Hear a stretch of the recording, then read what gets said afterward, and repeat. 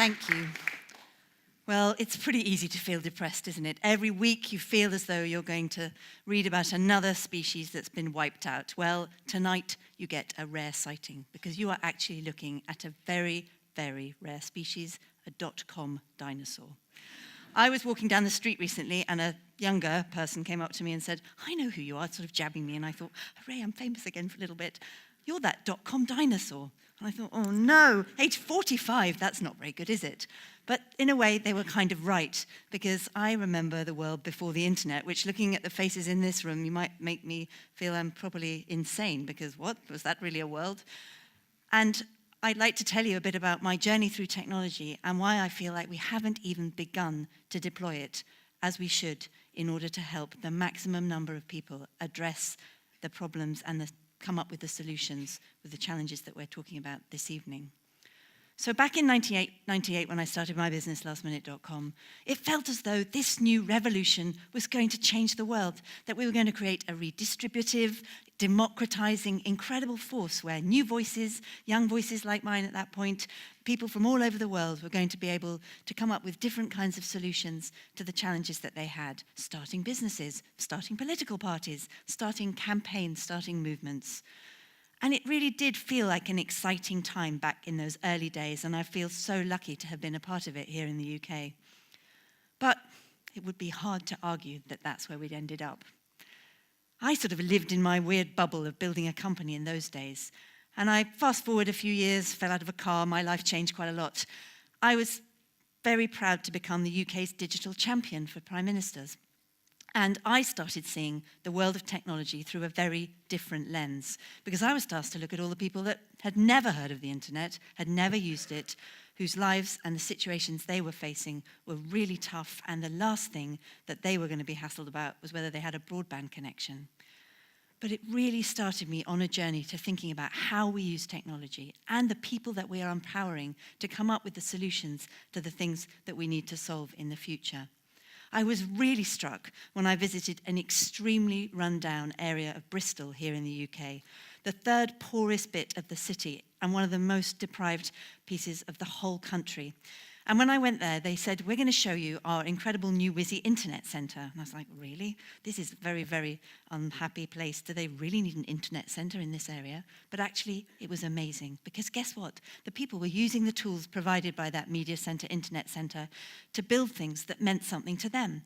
They were building websites to organise cleaning up all of the area, to put recycling together, to grow plants and vegetables that they would then sell, because there weren't any Ocado vans going into that bit of the world. And it was amazing to watch how just giving the tools to this community had enabled them to reinvent their futures. Now, I live with a marine conservationist who started a marine conservation charity called the Blue Marine Foundation. And our home life can be a bit frenetic, mainly because he spends the whole time saying to me, "Why are you going on about the internet? You should be worrying about the planet, and specifically fish and the oceans." And I spend a lot of time saying, "But I don't really know anything about the planet and the oceans and fish. I'm not a climate expert." And then the scales fell from my eyes, and I thought, screw that. Unless people like me who understand a little about technology, and I can't code, don't tell anyone, because some people still think I can, but I really can't. Unless people like me who have a voice and understand a little bit about the tools of the modern age don't keep fighting to encourage the maximum number of people to have access to these tools and use them, then I don't think we're going to have a very good chance to get the best possible future for all of us. And this is happening to a degree, but not fast enough. And what I find frustrating is that my own sector, the technology sector, is all about innovation, speed, pace, change at scale, making things better, inventing new things, and yet they seem somewhat absent from the technology and the climate debate.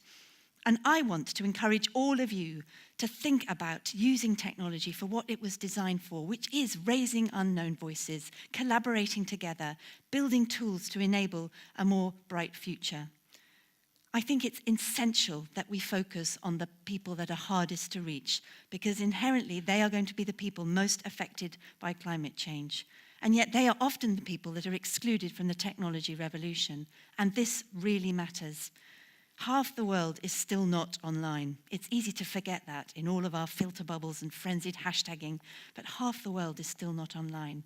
And yet I You don't need to be a scientist to know that those people are the people that are going to be most directly affected by the climate crisis, partly because they may be living near a road or going to a school that has heavy pollution, partly because they may be in a fishing community that's been decimated because of the commercial fishing. There may be hundreds of other reasons, but we know that more access to more information and the tools that enable you to build a business, find like-minded people, organize your communities are going to be the tools that are helpful. So I am demanding a more responsible use of technology. I want governments to put the internet and associated technologies at the heart of how they think about solving for the climate crisis. I see a worrying absence of technological vision in all of our political leaders. We need to be saying, it's not okay. We live in 2018, not 1818. We can't solve the climate crisis just with bits of paper. We need everybody on the planet to have the maximum shot at suggesting solutions and creating solutions. And that will happen if we give them access to the internet, access to smart technologies, and we really fight to involve people in the conversations that perhaps before have never been involved. Now, this is happening in sporadic bursts. I sit on the board of Twitter, and you can find hundreds of exciting hashtags and campaign movements that are being built. The Black Lives Matter campaign has got a subgroup all about Black lives coming together to solve climate issues, and they have meetups and they do things in their local community. There's a brilliant woman here in the UK who started something called Zero Waste Week. I'm sure many of you are familiar. Again, saw massive traction and became a real campaign when she was using the social media tools that we have. But this is only the start. We can do so much more. Governments can do so much more if they embed digital technologies more in how they're thinking about the solutions. We can do more if we use technology in a more creative way. And I've absolutely no doubt that companies, particularly the technology companies, can do more themselves. So I believe passionately in technology. I'm not a techno-utopian. I don't think it can solve all the ills of the world, but I absolutely believe that we have not even begun to use it, what it was designed for, to help us solve for the things that really matter. We don't need more pizza delivery services. We do need fishermen to be able to understand the nature of the fish in the places that they work, to be able to sell their fish at the right price, and to be able to send that data so that it can be shared on global levels. So I urge you to think about technology, think about the spread of technology, not just here for the people in this room who I'm sure are all on your smartphones, but for the people who are far removed from the hallowed halls of the Royal Institution. I am optimistic. I heard recently that John Kerry, before his Oceans Conference, had a fish hackathon. I'm not quite sure how to abbreviate that. A fishathon? I'm not sure. But they came up with lots of incredible ways that technology could help fishermen around the world.